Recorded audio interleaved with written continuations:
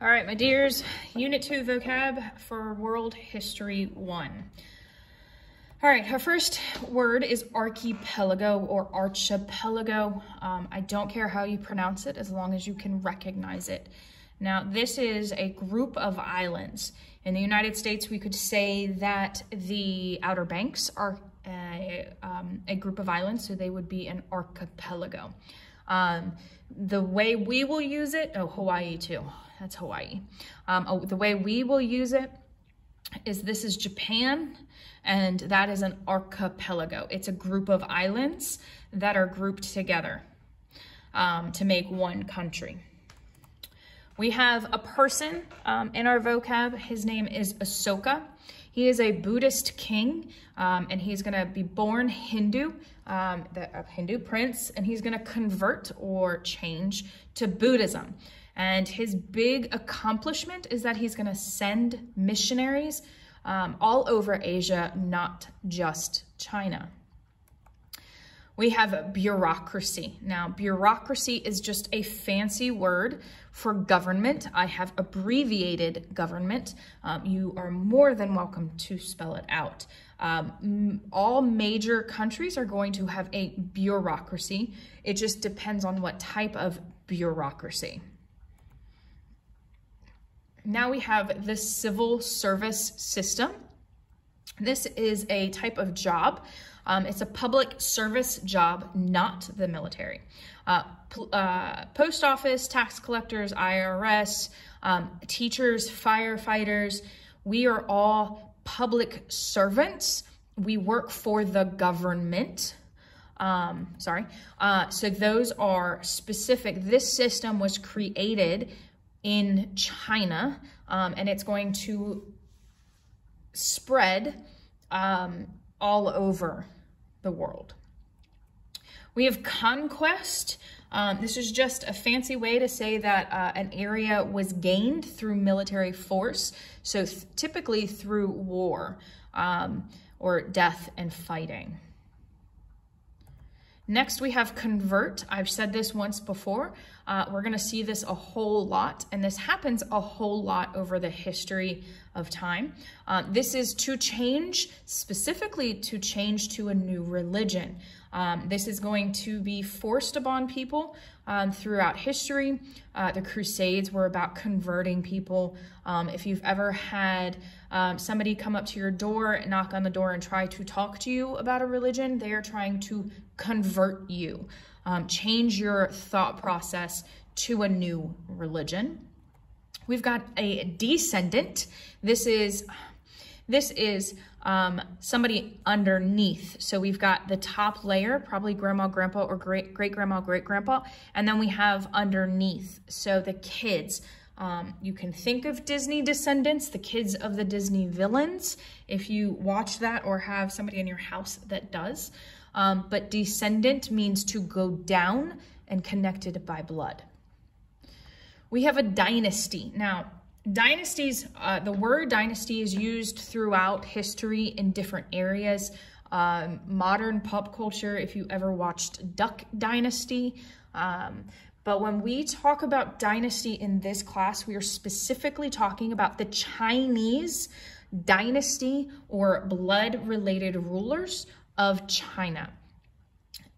In other areas, it could be said that there are dynasties, but we're going to focus in this classroom or in this class on the Chinese rule by family. You have imperial bureaucracy. Remember that we said bureaucracy is government. So when we're talking about an imperial bureaucracy, it's a type of government, and specific, it is the government of the Empire of Persia.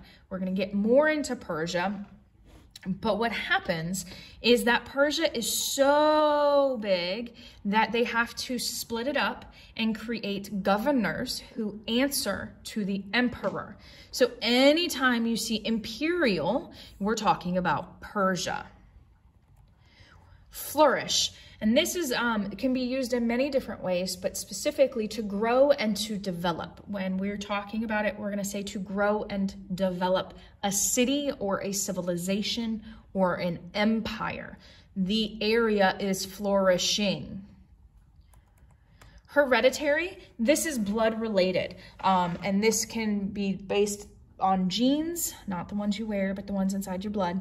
And this is gonna look at the rule of people. So when we look at the rule of people in ancient civilization, it's based on heredity, or it's a hereditary rule. You have karma. Karma is good and bad, but typically we think of it as karma is a... But what it actually means is actions equal consequences. Whatever you put out is what you will get. You have the mandate of heaven. So what this one is talking about is specific again to China, and we're looking at who is allowed to rule. What the Chinese emperor is given the right to rule from heaven. So he has to have permission from his gods to continue to rule over China. But he has to govern well, appropriately, and fairly. Now, if he loses his seat of power, he is killed, which does happen, or he is pushed out of office, they are going to say that he has lost the mandate of heaven. The Mongols are a group of people that live north of China.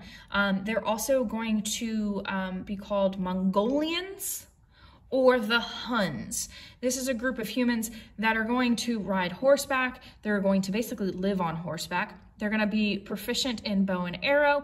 And if you've ever seen the movie Mulan, then these are the people who are going to climb over the Great Wall of China. Now, the Great Wall of China was specifically built to keep this group of humans out.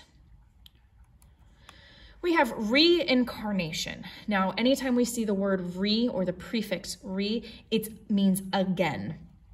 Redo is an example. So it's the rebirth or redo of a soul into a new body. So as somebody dies, somebody brand new is born with the exact same soul.